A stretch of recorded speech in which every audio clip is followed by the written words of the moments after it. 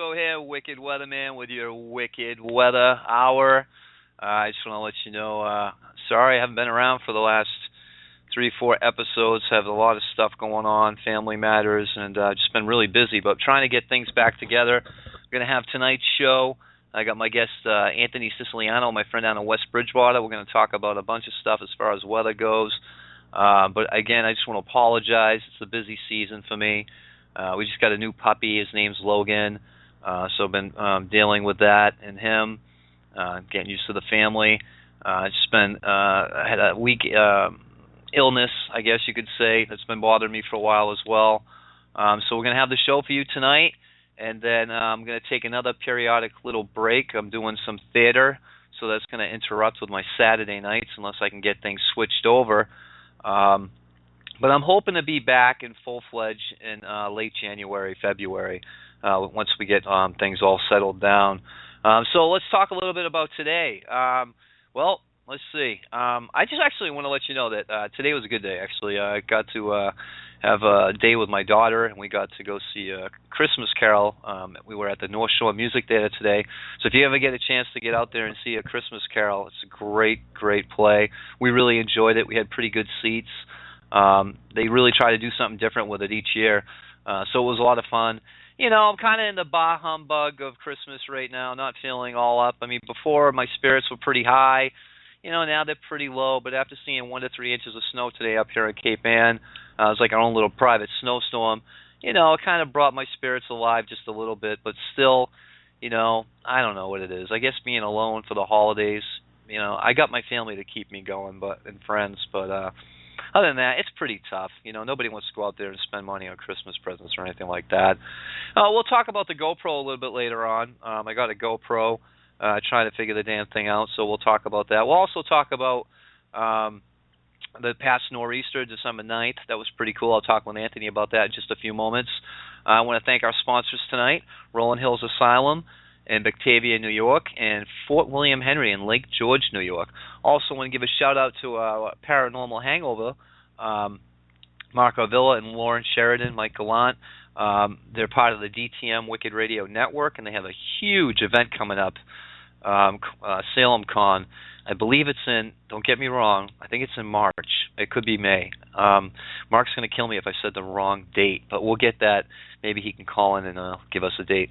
So I'm going to bring in Anthony Siciliano in just a few seconds, and we're going to talk about weather. I'm going to talk to him about my damn GoPro. The damn friggin' thing doesn't work the way I want it to, but I'm actually kind of enjoying it now. We're going to talk about a bunch of stuff. So let me bring in Anthony Siciliano, West Bridgewater, a really great weatherman, weather enthusiast. I got to tell you, I'd love to see him on TV. The kid is phenomenal, and I'm so glad to call him my friend. Anthony, likewise. How are you, buddy? How are you, my friend? I'm doing great. Thank you for the kind words, sir. Oh, no problem, buddy. Hey, listen, I don't know if you own a GoPro because you wanted one on your Christmas list, right? No, I do not. A funny I do not story, own a GoPro.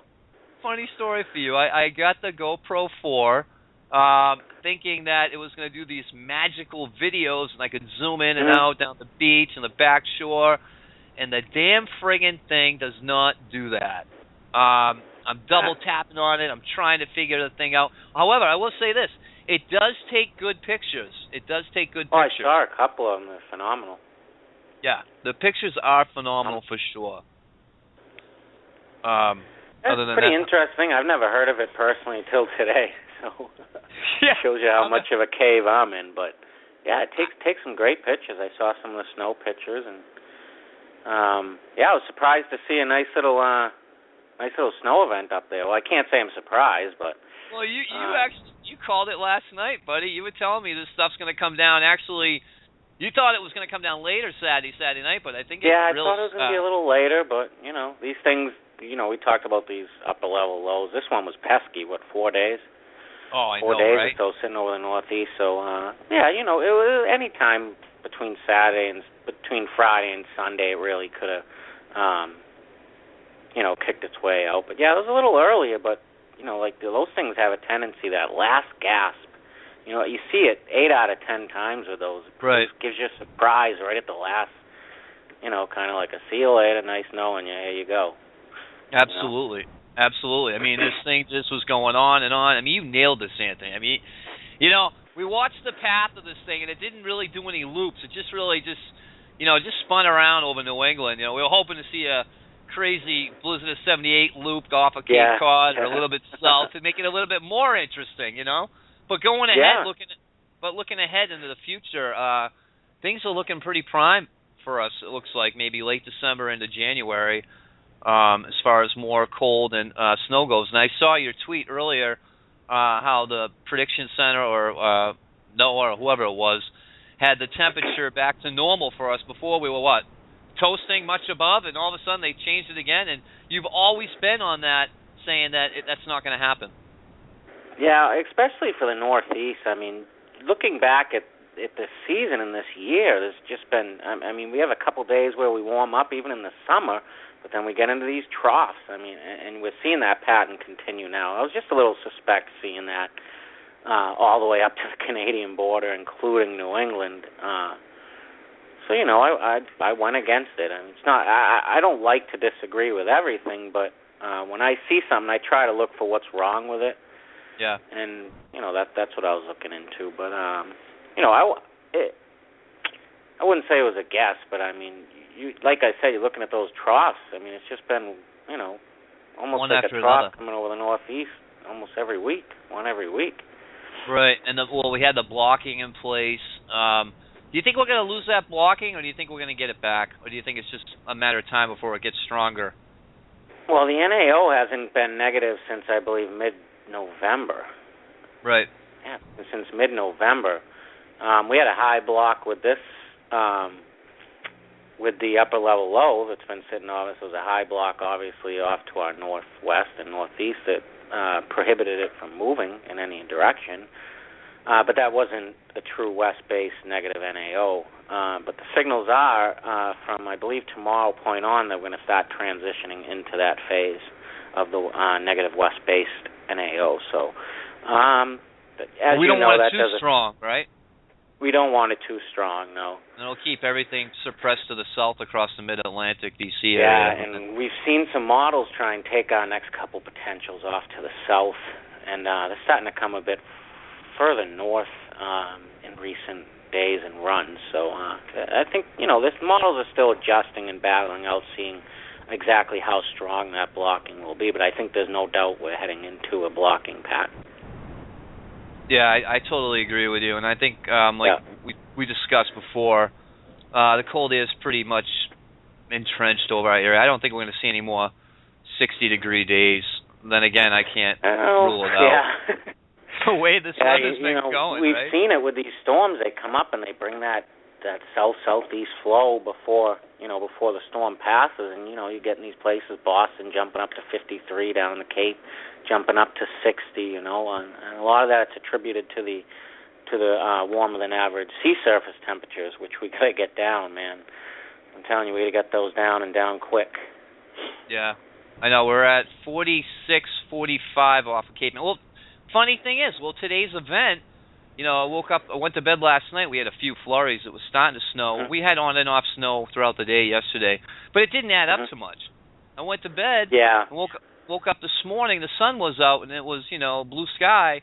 And then a couple hours later, about I'd say 8, 9 o'clock, it was snowing to beat the band, and it was just a steady progressive. And actually, we had 1 to 3. We had about 2.6 to 3 inches here on Cape Ann, mainly on grassy surfaces. But when it came down heavy enough, it did start sticking to the streets. On the sideways, on the sides. Right, of the streets side roads, stuff, yeah.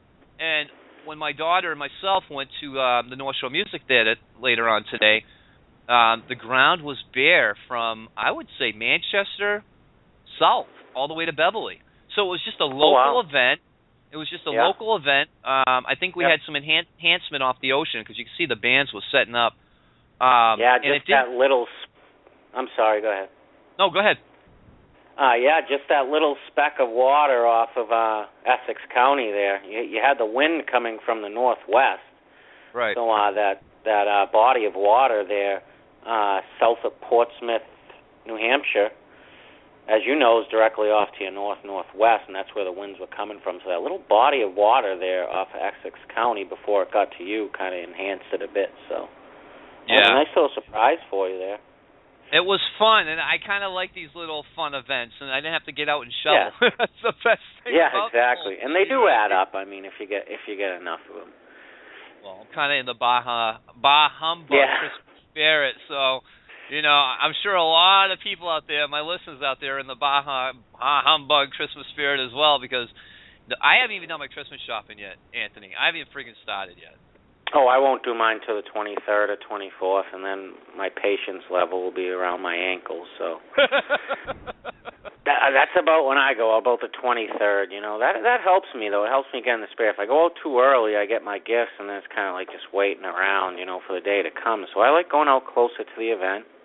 Yeah. Gets me into the spirit, you know. And then Christmas Eve, I like to spend time with my family and visiting family. So. Hey, that's the best thing about Christmas is family and friends. Even if you don't have a significant other and you're lonely, you know, not lonely, but you don't have anybody to spend it with, you know, girlfriend, wife, whatever you want to call it. Who gives a fuck? I just exactly. I'm just in that mood right now because I just been through, you know, a relationship that I'm just trying to get over, and it's just so hard. And being alone on the holidays, it's the worst feeling, knowing when someone's with somebody else. It's just, you know, mind-boggling, really hard to take in, you know. But with that being said, someone on Twitter here. Hold on. I do look forward to Christmas shopping. You know, I'll run in the store and I'll run out. It'll be like a sprint, you know, kind of like LeGarrette Blount running down the sidelines for a touchdown. I'll be in and out, and that's it. You know, I can't deal with it. You know what I mean?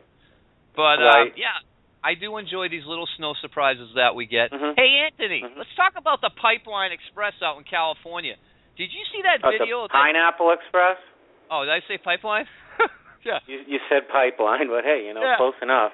Right? Because it seems they're making up things because it's really not a true Pineapple Express. Maybe they're smoking that Pineapple Express, but you know. What about that's a good. What about as far as that LA tornado went? Did you see that? The EF0 they called out there? How rare is that? I heard about it touching down. I'm not sure how wide the scope of it was. I did see some of the damage it did. That is pretty rare, obviously, but I don't think it's the first. Definitely rare, though. Is that due to the El Nino starting to take effect? I just think it was due to the upper-level winds and that, I mean, you just had a perfect alignment. I don't think it has anything. I don't think that tornado can be tied to El Nino at all. No, okay. I don't think so. I mean, you had a vicious storm. That was basically a very unstable cold front coming from that storm that was off of the Pacific Northwest. The storm was way up to the north, right? Like we see with our severe weather here. You got those strong lows up near Hudson Bay. It was the same for them. That was off to the northwest. So that was a strong front coming in for them. So, yeah. I mean, definitely rare, but I wouldn't say shocking. You know, I'm sure it is to a lot of people there. No, I agree. Let's go back to December 9th, past nor'easter, the one that's been around for a while and just spinning around. Yeah. How would you rate? Okay, I was down the Blue Shutters reporting with my friend Ed Comer, and we were inside. He's one of the owners down there. I had my GoPro, I had my iPhone, I was recording, I had my X-Trail out there taking wind measurements throughout the morning, afternoon, and then as the evening went on, it got crazy. And you were saying it's going to get crazy for a few hours, and boy, did it get crazy. Now, I think I discussed this with you, and I'm going to bring this upon myself, but we had NECN in town, we had NBC in town, and we had the Weather Channel on the back shore, okay? Now, the Weather Channel reporter live across the nation is saying we got a wind gust to 21 miles per hour. Okay, meanwhile, I'm right around the corner at the Blue Shutters right off Good Harbor Beach, where they also have a webcam, and we could not open the front door, Anthony, because of the pressure of the wind coming in, right against the door. Now, what would you say, generally a wind speed or sustained wind or anything like that with two big guys? Well, myself I only weigh 170, but I think Ed's about 200, 210.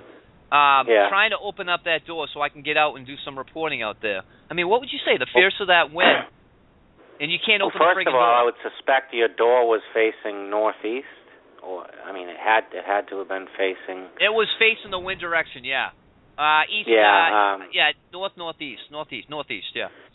I would think you got to be sustained up near 45 or 50 for that to happen. I totally agree with you, and I was out in it. And I was hearing branches snap. I saw a top of a tree snap and just blow off in the wind, in the air. I've never witnessed that before in a nor'easter. It just kept going, and I think it landed like 3 houses farther up inland. And the gusts, it was just a constant roar. And he's like, "Oh, Pete, we've seen worse than this." And then the windows inside the hotel looking out over the beach, you can't open them. But they're double pane hurricane proof, I believe, if I'm right. They were starting to bend. They were bending in. Yikes. I mean, that's powerful winds. And to hear someone saying 21 miles per hour right up the street, maybe because of the area they were in, they weren't getting the force that we were getting right there on the water, although they were on the water as well. Just makes no sense to me. Therefore, weather readings on Cape Ann are very hard to come by. As far as credibility goes, you know I'm very credible, and reliable with my wind measurements. And I did record, and I'm not going to shit you, I did record a 76 mile an hour wind gust on my X-Trail around 5:30, 6 o'clock at that time when we were getting the strongest winds. Wow. And we were Go ahead. Yeah, and that coincided well if you I was talking about what was going to happen with that storm getting a main thrust. I used the word thrust a lot. That's what it was, just a quick thrust, a quick, intense hit of that storm. And we were seeing indications of that with modest mid-level lift. I was showing images of mid-level vertical velocity. Right. And, that storm really blew up. Not blew up because it didn't intensify rapidly, but when you get a storm that forms and starts to intensify right over your area, that's when you can have occurrences like that, and that's what we saw with that. It wasn't a real deep system. We've seen deeper systems, obviously, but when you have that storm starting to wrap up right over you, that's when you can see conditions like that happen. I don't know. It didn't stay too strong. That storm was at its strongest point, actually, east of Gloucester. I believe it got down to 995 or something. It was nothing extraordinary. Right. But again, much different with an intensifying storm versus a weakening storm. And an intensifying storm that's gathering right over your area. So, and I think that played a big role in it. And, of course, the difference between the air masses and the warm waters helped that as well. Yeah, the baroclonic zone or whatever you call it. Oh, yeah. And with a northeast wind, you can draw down more, you can transfer more wind to the surface because it's colder air. It sinks. Oh, definitely. It sinks more. So we had that northeasterly wind. And then Ed says, all right, this is crazy now. Now these winds are really bad. And I'm like, we're used to it, though, right? He's like, I don't know. We can't even open the door. We're sustained at 50, and we're gusting to 75 or 80. Easy. And the thing is getting the word out there, and then, relying it to the National Weather Service. They're like, yeah, okay, whatever. He's not reliable. We're not going to believe that. But how can we get more accurate on Cape Ann if we only have a few weather stations and no one's going to believe what the hell's going on up here? Because, that's a big problem in the weather world everywhere. You got people that, obviously they can get away with saying certain things, and then there's just areas that there isn't enough coverage where there should be. There's so many weather enthusiasts right now. I think it's time, to start trial and tribulations, trying to trust different people. You know what I mean? We can get more data, but there's some blank areas out there. I was going through some snow stats today, trying to find stats for, Pittsfield, for example. They have an airport out there. I'm sure they have plenty of weather observers. There's no data out there. This is important stuff, man. We need to have more stations, and we need people. You definitely do. That's why people rely on us for our reports because, not only do we not know what we're doing, but we're so experienced. We've been doing this since we were young. Yeah. No one's going to make up a cockamamie fucking story about, oh my God, the tree just snapped and it blew away in the wind. Who's going to make that shit up? Nobody wants to make stuff up. I don't know, and I'm sure the people that thought it wasn't going to be a bad storm were the ones doubting it, and the ones that predicted a good storm are the ones that retweeted it or, said, yeah, look what's happening, I mean, it all goes from perspective, as you know.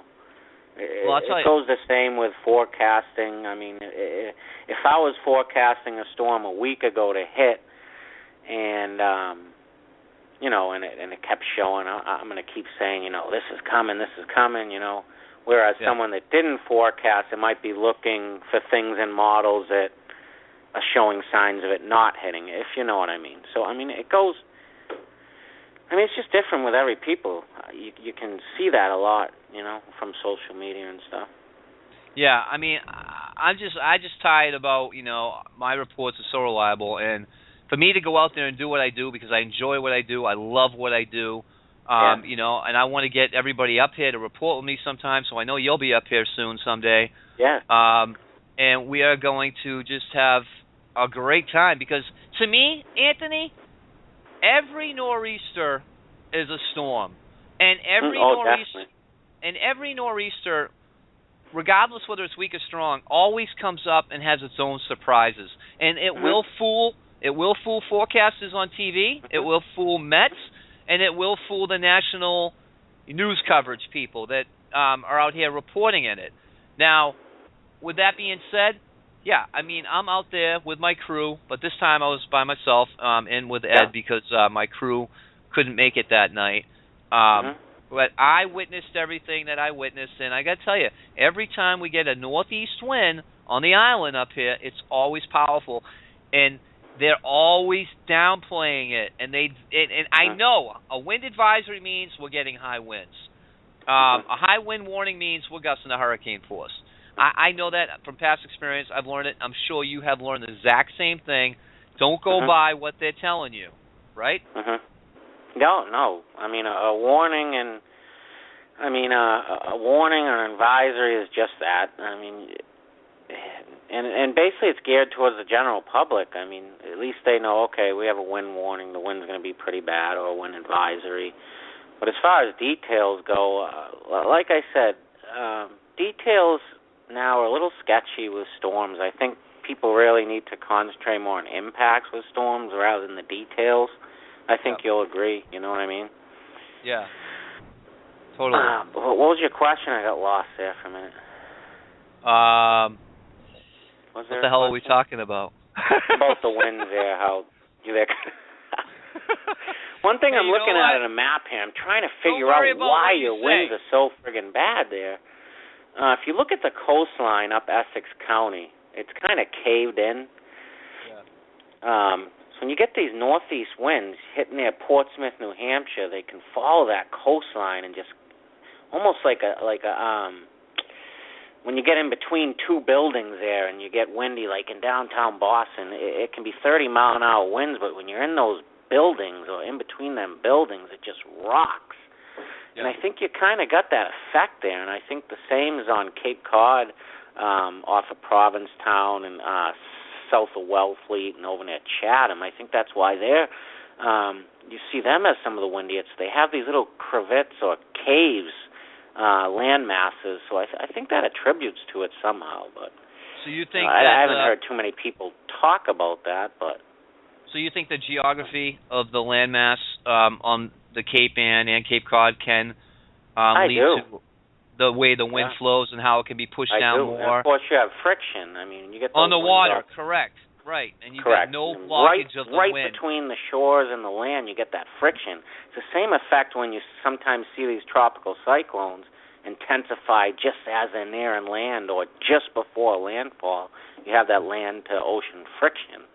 Right. So, I mean, I'm trying to figure out why the winds are so bad out there. I mean, you do stick out. You stick out as far as Cape Cod does, and really more with a northeast wind. I mean, or a northwest wind, you're going to get hit first. Right. So, Right. yeah, I don't get what it is about over there, but you're in a lucky spot. That's why I love living here, buddy. You got to get your ass I don't up blame here you. one of these I don't days. blame you. If I didn't like the wind, I'd be I up wouldn't there in a be heartbeat. here.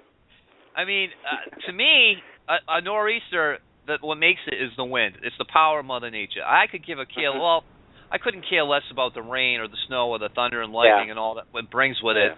But to see Mother Nature knocking trees down, to see these gusts and trying to stand up. By the way, that December 9th that I was walking around outside the Shutters Inn doing my reporting, if you saw the flag post that I took a picture of and you saw the videos I had up, those videos I did were from my iPhone. I don't think they were from GoPro. I can't figure out that friggin' GoPro. Yeah. The thing. But I got blown over 3 times. Do you have a manual? I do. Well, I'd I'm start not there, you know. I'm not technically challenged. Yeah. I can't even figure out my friggin' Mac Air still. I'm trying to. I could. Matter of fact, I want to let the listeners know out there. If you want to call us at after 8:30, call-in number is 1-818-431. Yeah, call in. 8214. Let me finish the number. The call number is 1-818-431-8214. If you have any questions for myself or my friend Anthony Siciliano down in West Bridgewater, Massachusetts, let us know, and we will answer any kind of weather question for you or whatever weather needs or weather worries you have or is the world going to end or... By the way, we have that Gemini meteor shower tonight. Are you going to be up at midnight to dawn? Yes, things cleared out a bit, so it's one of the strongest showers of the year, apparently. Me, I'm not too, I just never had it in me to get out during a cold night and stare up at the sky. But what is it? It's 120 meters per hour from midnight to dawn. You know, something like that. I'm not too honest about it. So I could aim my GoPro up in the sky and go bam, bam, bam, bam. Yeah, right. That ain't gonna work. No, you don't even know how to turn the power on, apparently. So. Well, hey, listen, if I can bring up a subject, I know you're the host, but I'd like to bring up a subject. All right.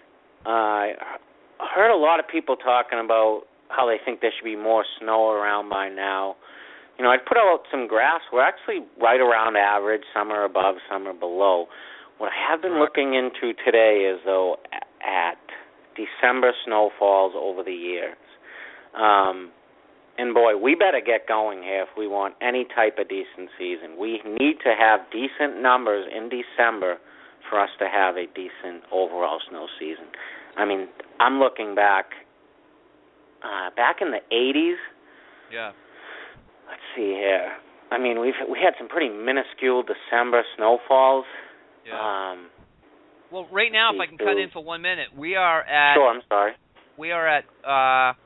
we at 5.4, 2.6, 2.3. So we're right around 8.4, 8.5 inches so far for the season.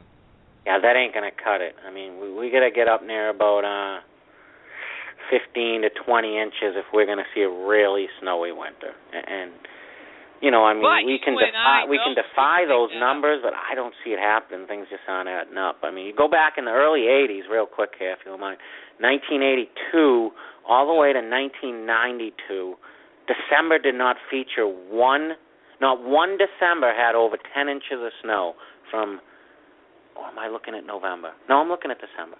Not one December had over 10 inches of snow from the 82-83 season to the 92-93 season, and not one of those seasons was above average. Right. In snowfall, not one of them. And, going down closer to where we are now, same thing. December 04-05, 7.2 inches and we ended up with 90 inches. That was the only year where we had a slow start, and then we had crazy. But January, so 7.2 inches in December in 04, and then January 05, 43 inches of snow. Wow. Well, if people don't like it, they can go to Buffalo. They've already had our season snowfall total out there. I've heard a lot of people say that I want to move to Buffalo. I want to move to Buffalo. Can you imagine moving to Buffalo and then 3 miles south has 5 feet, and then you have nothing. I think the feeling would be worse. No, I wouldn't want to move to either or. I'd want to be able to get to work and have a paycheck every week. Yeah. You know what I mean? Or not get fired, you know? Oh, boss, sorry, I can't make it in. We have 46 inches of snow. Well, we got nothing here. You better find your way to get your ass into work. You know? Right. What are you going to do? I don't know how you do it. I really don't. But I would think it's a slower pace up there, though, you know? Yeah. Slower pace to life overall. But I do hear you as far as behind, average or below average goes. But we can make that up in 1 month. We can make that up in a couple snowstorms. Oh, we certainly can. I mean, can you imagine the people back in 04 or 05 during December? Oh, we only had 7.2 inches. What's going to happen? Looking back that month, January started off, I think, 2 days in the 50s and 60s, and then it just went all downhill, 43 inches of snow. So, I mean, you can't... it's so... one storm can make a season, just like in the tropics. One storm. It doesn't matter if you have, 5 total storms, but if one hits the East Coast, it's a memorable season. Right. So, I don't know. Yeah. Well, I mean, I guess anything's possible. Anything's possible. But again, the numbers just aren't adding up to me, though, and I have an analog season in mind. I don't like to share them, but, things seem to be going close to that analog year or analog season, so I'm going to stick with that. What do you think in January is going to be like? I don't see anything tremendous in either season, in either month. I like February this year for a couple reasons. Sea surface temperatures are high. So December, a lot of mixed storms. January, I think, is going to turn cold, and when you turn cold and dry, you miss a lot of storms. There's just not that moisture source, so I don't really like January too much. So hoping February is a big month. February? I'm hoping February is a big month, yeah. Yeah. But I know we still have a couple opportunities here in December. There's been a lot of talk about after the 20th towards Christmas. Nothing that I see that, I really don't see anything that has me too excited. I do like the pattern, but as we know, just a simple shift in the upper levels or the timing of a storm phasing or where it phases, and you can throw all that talk out the window. Yeah. I got a question. What made you change? All right. We got a question from someone. Hold on 1 second. Keep sure. talking, Anthony, for 1 minute. Another thing I brought up today on Twitter, I don't know if a lot of you guys seen, but I want to put out an idea of making a forecast cone and track for winter storms. And at Western Mass Weather, said to me, that's a great idea because there's high impacts with those as well. And it's so exactly true. National Hurricane Center does them, for fish storms. Why not do them? I mean, you get these coastal storms, half the time they're going to affect us in the winter. So why not have people aware of where that's tracking before? And I think it's going to help people out that don't know too much more about the weather. They can, see the boundaries of where the low pressure is going to go, or exactly where the track's going to go. I think it will help, improve, and I think the viewers will like it. So I'm going to try and go with that. Yeah, that makes sense to me, too. All right, so here's the question to us. Hold on a second. Quickly talk about when our water temperature is going to start to cool down. Jeez, I've been looking at models progressively going into early January. Someone pointed it out to me yesterday and brought me to a site. They're a little cooler than I thought. Like you said, they're 46 up near you, and they're about 47 degrees out in Boston Harbor. I'd like to see them get down to low 40s. Mm-hmm. So I really, honestly, I can't predict when ocean temperatures are going to go down. We can only look at model data, but they're certainly not going down as quick as I'd like them to.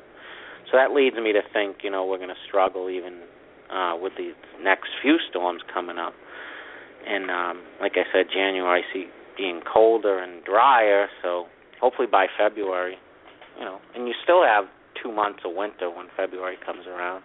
And of course, if conditions are right, the ocean temperatures are cool enough. We're still getting these troughs that can last into April too. So. Right. All right, Anthony. Here's our question for us.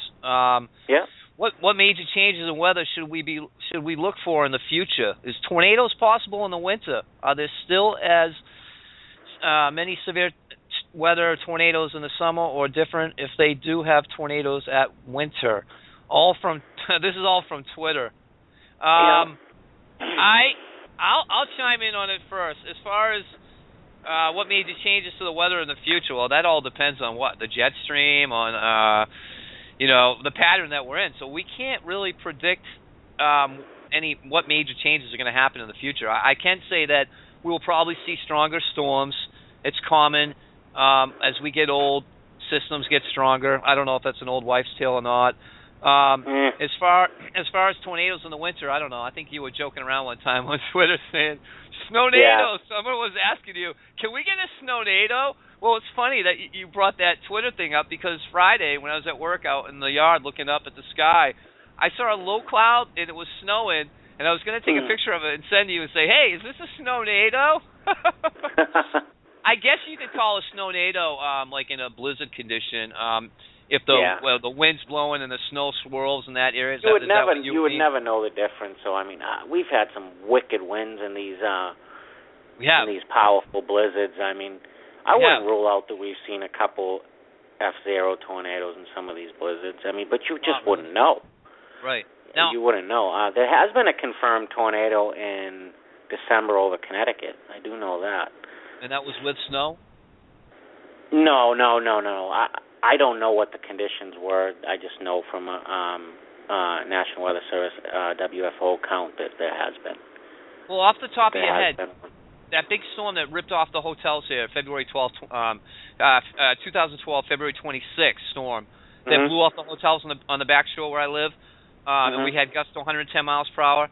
But we were in the warm sector.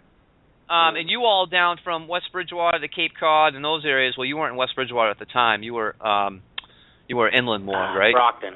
Yeah. Brockton. Now, down in those areas, they only experienced winds 55 to 65 miles an hour. But we actually got on that northeast side of, I guess you call it a hybrid bomb. Because remember that one bombed out big time? That was a nasty. Is it possible that we could have had a tornado that did that to that damage? Because that damage was just extensive. But it was very isolated. I don't think so. I don't. The only way we can get one. The only way we can get one in the winter is. But there was no snow. It was rain. We were 50 degrees. Oh, yeah. I mean. Can a coastal front have an input, or can a coastal front have, let's say, act as a buffer? Not a buffer zone, but you know how you get those crazy winds? You get cold air on one side, warm on the other. Can it stir something up? No, I don't think so. I think it all has to do with wind shear, and I think that increases on the east side of upper-level lows. The wind, and right. We're not really on the east side of upper-level lows during the winter months. Yeah. But when you get them out near Hudson Bay and you get them surface lows out near Hudson Bay, that's when we get ahead of that, being on the east side of that upper-level low. And you get that wind shear, that's the best risk of the tornadoes are. All right, we got another question. Sure. We got another question. Blah, blah, blah, blah. All right, Adam from Facebook. I think it's my friend Adam, or maybe not. Wants to know, what's the most intense storm system that you guys have ever experienced? I'll let you go first. The most intense. Oh boy. Well, thunderstorm was a microburst in Brockton. That was about 7 years ago. That had to be pretty intense. But as far as the most intense storm, I would have to say, I'd have to say the superstorm of 1993. Superstorm of 1993? The March superstorm of 1993. I mean, you talk about throwing the kitchen sink at you. Everything you can imagine. Thunderstorms, snow, ice, rain, sleet, blizzard conditions, hurricane conditions. What a wild storm. And I would suggest to our caller to do some research on the 1993 superstorm. I think it's a storm that will never be matched again. Just a crazy storm. And other than that, that February blizzard a couple years ago was right up there. Yeah, I was going to say the February 12th storm that I've never experienced. I thought we were having gravity waves coming down out of the sky because not only were the gusts weren't going straight, they were coming down, and the trees would just be like whoosh, like a wave would come over them, and that would be so powerful. It's amazing them gusts, huh? It's amazing them gusts. You get them signals up at 850 millibars of winds to 90 knots. You know, you're thinking you can tap that potential, and up comes a strong band of snow, and there you go. You're tapping it. You gust. All of a sudden, you just get this freak gust out of 70 miles an hour. You know, it's fascinating to watch these coastal storms. Yeah, as far as I love the winds, I know that, geez, this wasn't a normal gust off the ocean. This came from up above, and it was more powerful, even though we don't have... Like a downburst, Yeah, it was unbelievable, and I think that's what really caused a lot of the damage. So that was... Well, that's what can happen when you have... You know, the winds aloft up to that magnitude, 80 knots, 70 to 80 knots. Yeah.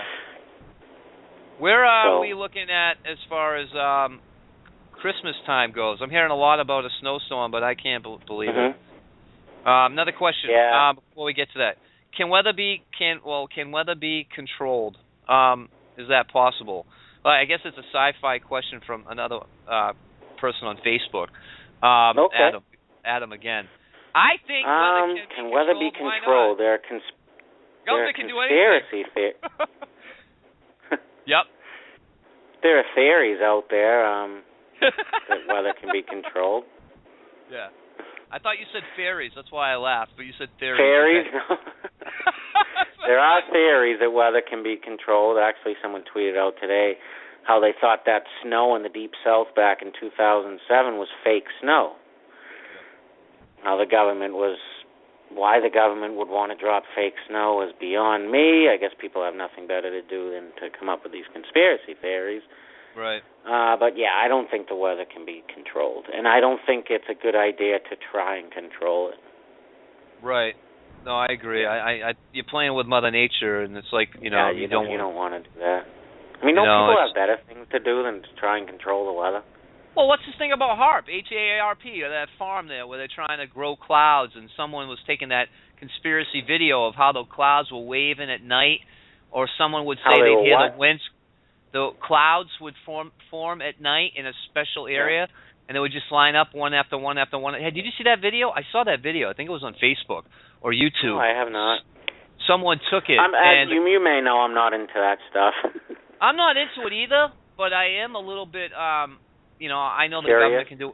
I know the government can do whatever they want. I'm sure they can. If they ever started. But if they ever I don't think they can mess with the weather.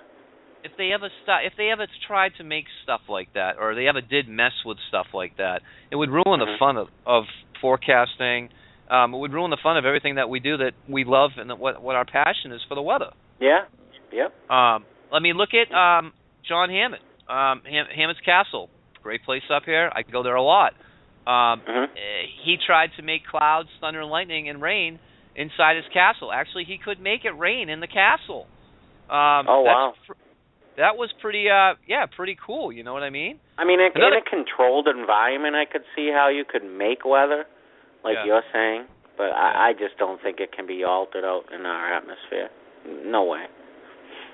All right, another question. How accurate is storm warning systems? Well, we both know that nothing's complete in stone 100%. But for the most part, I think it's pretty accurate. Like we get the warnings get out in time, don't you think? Yeah, I think everyone does a reasonable job, and of course, everyone's going to question the people making the decisions. I do quite a bit, as people may know. But yeah, I mean, it's very tough. It's very tough. We talked about that Revere tornado, and a lot of amateurs saw that before. It's tough. I mean, the people doing these, it's tough. Things can pop up so quick. So until you get a system that can really analyze radar by itself and put out these warnings by itself, I mean, things aren't going to change. But they're pretty accurate. I mean, yeah. And this question was from Steve on Twitter. That my director's telling me. I have no eyes tonight because my Abdob readers down. There's something wrong with the studio out in New York. My director, Denny's, tells me that it's probably me screwing it all up because I don't know how to use the friggin' technology, or my weather screwing it all up with the winds and snow up there. I said to him, it's the upper level low that screwed everything up from the Mid-Atlantic to New England. Man, I'm telling you. But he wants to know, and what's the average warning time for a tornado, and what is the purpose of storm chasers? Well, basically, No, don't let me get into that. I've been wanting to tackle that topic for another day. Maybe we're going to have to get into that. I appreciate and respect storm chasers, but to say that they're doing it for the science, I just think is complete bullcrap. I agree. I really do. I mean, you're doing it for your excitement. You're not doing it for the science. It's a friggin' adrenaline rush. It's an adrenaline rush. Some people are doing it for the science. I respect throwing probes into a tornado. You're going to get useful data. But don't tell me when you're out there taking pictures and that you're doing it for the science. You're doing it for your pleasure. I just wanted to get into that, at some point. I'm glad he brought that up. I have all the respect in the world. Trust me, I'm jealous of the traveling they do and what they get to see. That's a lot of travel. I mean, it's not all about the research. Right. It really isn't. Right. No, I totally agree. It's not about the research. It's about fun, being a weather. Well, I call it a weather freak, because to get in front of a tornado and chase it, you got to be really, pretty effed up in the head. You got to know what's going on. I mean, I don't suggest it to anyone. Okay. Right. I don't suggest anyone. I had a high degree of knowledge in the Army when I first saw my first tornado in Lyman, Colorado, out in the plains east of the Front Range. And boy, I tell you, I was scared. I mean, we didn't have social media back then. I mean, we didn't really have the internet back then. I had a high degree of knowledge. I was still being into the weather for 20 years back then, and even I was scared. I mean, it's not something I suggest. It's very dangerous, and unless you're with a pro that knows radar trends and can tell by the cloud movement, actually in real time, I just wouldn't suggest it to anyone. A lot of the stuff they do is hypocritical, too. Yeah. We got another question.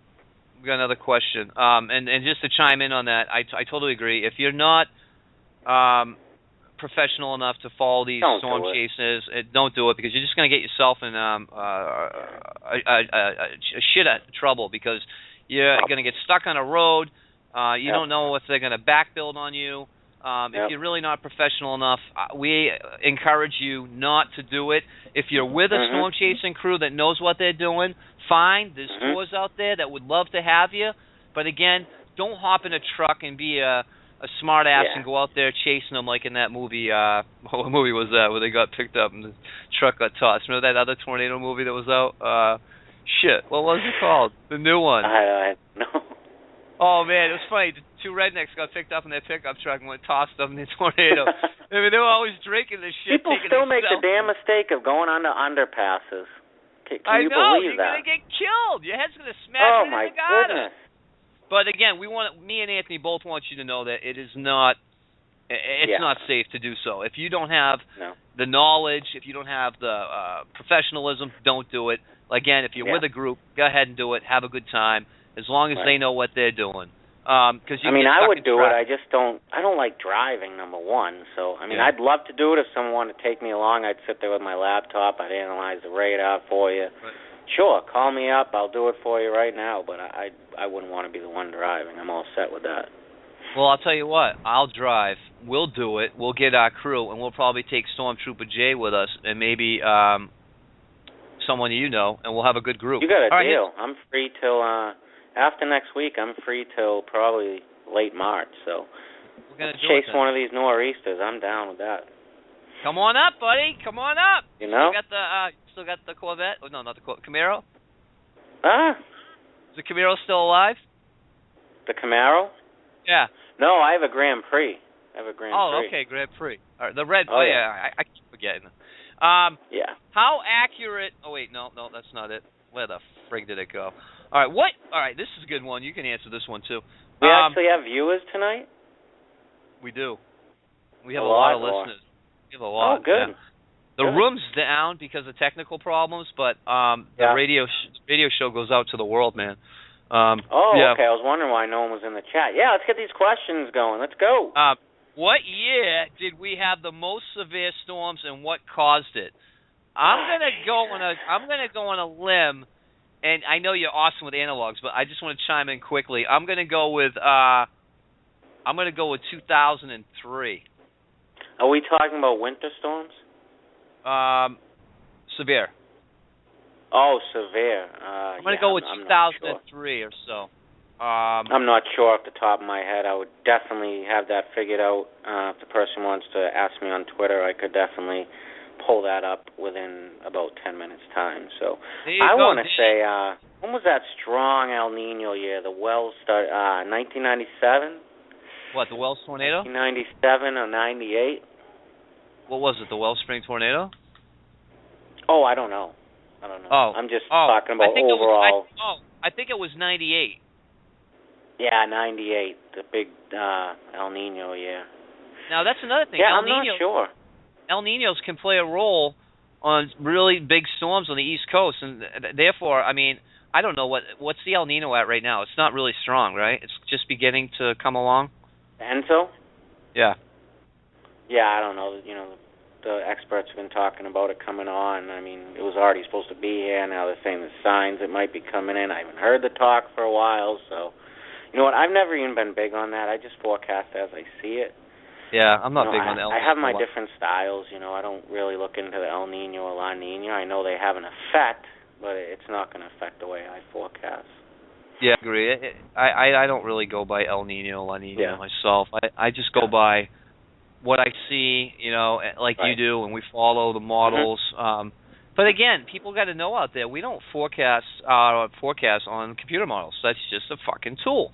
We use our knowledge. We use past history. We know the area, and we know what can happen bumping into a high pressure. See, that's the hard thing to get this year, though, Anthony, is to get the cold high to our north. We've been having trouble with that. It is. That's because of the continuous troughs. They're moving in, they're moving out. They're not staying. How do we get one to stay? It's been progressive. It's been progressive since mid-November. How do we get one to stay? Jeez, man. This would have been good this past storm, but it was a little too far off to the northeast. It's just all about the timing. Yeah. It's about getting that ridge over near the four corners. So you get that ridge, you get that trough, and you get that storm coming out of the deep south, and you hope that high pressure to the north holds. And you hope it's strong enough. You like to see something over about a 1034 high pressure. Yeah. So we just haven't seen. I mean, now we're seeing signs of that towards the end of the month, and people are starting to get a little excited. But you got to beware. I mean, there are split signals. Yes, the NAO is heading down, but there are still a few split signals. Whether it's going to be progressive or it is going to lock up a little bit or block up a bit. Yeah. Hey, quick question for you, my friend. How many hours a night do you put into your data forecasting when you're by yourself in your weather station? This is a question from a viewer? From me. Oh, geez. I mean, do you lose sleep? I just have such a passion for weather. It's pretty much all my free time. Yep. Even when it's boring? I mean, there's nothing I'd rather do than... I mean, even on a quiet day, I'm here, I'm going through my bookmarks and my weather.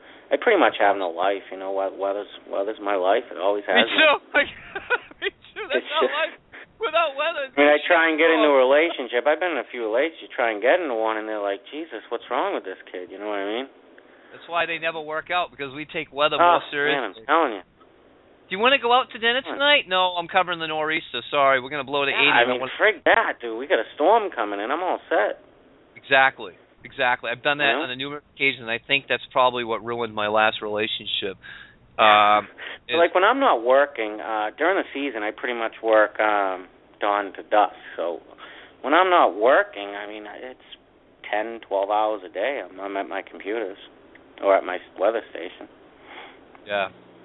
Easily.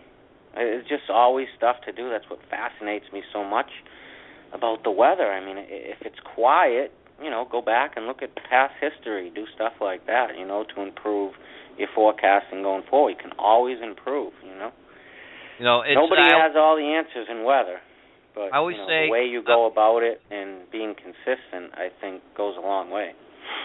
My rule of thumb as far as being a weather enthusiast, weather forecaster for Cape Ann, because I am Cape Ann's weatherman on Good Morning Gloucester, which I love doing, and I love putting that up there. People really respect it, and I get a lot of comments from people saying thank you so much for what you do. People that aren't around in Gloucester anymore, that get to see what's going on in their hometown, they really appreciate the whole thing. I get a lot of appreciative people on Twitter, and it gives me goosebumps sometimes, gives me gratitude too to keep doing what I'm doing. Of course, there's always the haters out there, and I have a lot of people that hate on me, but I get hated. I hope they just know that I'm a regular person just like them. My passion is what drives me, and sometimes when you have such a passion for something, you can get into arguments and controversies and stuff. So, and I've been in plenty of those, but I mean no disrespect, Brian. Yeah, for myself, family always comes first, regardless. Yeah. And I think that after that, if I'm dating someone and we're gonna get a storm, sorry, I gotta cancel. If something comes up with my family daughter, doesn't even come first, man. I'm telling you. If something comes up with my daughter, an issue, then I have to miss the storm because she'll always come first in my life. Other than that, like I said, my past girlfriend, she wanted me to come over, hang out, and I'm like, I'm sorry, I'll come over for like 10 minutes, but then I got to be here because I'm on the water and I want to enjoy the storm. Yeah. But still, I want to be in it. I don't want to be, on the internet. I want to. You don't want to miss it, even though you've seen it. You've seen it before. You don't want to miss it. Yeah. I was pissed this last week. I was sick. You may have known. I missed all the interaction with the storm. That happens to me a lot. I get sick when these storms come. And someone said, I get migraines a lot. So that kind of makes sense. When pressures go down, these migraines, they act up. Some people said it has a lot to do with the atmospheric pressure. Right. Right. Which is weird. Some people told me, you just don't like doing it during the storm. Like, that's so false. You know what I mean? Yeah. So, Mike, director wants to know, is it a big storm coming? We got 3 minutes to go, Anthony. I thought we had a 90-minute show, but there's something going on with the system. It says we still have 32 minutes left. It'd be nice to have another friggin' half an hour. We're down to like 2 minutes left, so I don't know if I'm going to get the morning. I think we have I think we have a couple opportunities at a decent storm. I thought next week would be a little more interesting with the redevelopment, but yes, definitely some favorable signs moving forward after that. We're watching Tuesday I can't throw a date Wednesday. on it. Yeah. It looks like Tuesday night, Wednesday, we could have some precipitation, but it looks like it might be rain. But then again, look, everybody was wrong with this shit except for you, and I thought we'd see some flurries, but I didn't think we were going to see almost 3 inches of snow here at Cape Ann. I don't understand the people that were calling for partly cloudy skies after Wednesday. When you have that type of upper-level influence over you, just a peak of sunshine, you're clouded over again. That's instability. Yeah. So what? How about New York State? What are we looking at in New York State? That's where my director's out. It's going to continue to be very snowy over New York State this winter. There you go, Denny. Very snowy where you are in New York State, buddy. So suck it up. Where it snows, it will continue to snow. Suck it up. Get your snow blowers ready and your shovels, because you guys are going to have record snows this year. It's looking at. Maine's off to a great start. Yeah. Maine's off to a great start. Bangor's off to almost the most snow they've ever had to this date on record. The only other year was 1962, and they're only within 3 inches of that. So they're off to a great start.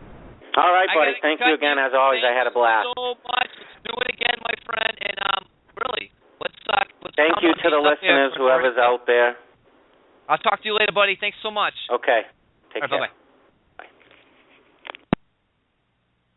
That was Anthony Siciliano. I want to say thank you to all my listeners out there tonight. It was great to have you on, and hopefully I will be back in January I may do one more show before Christmas. We'll see.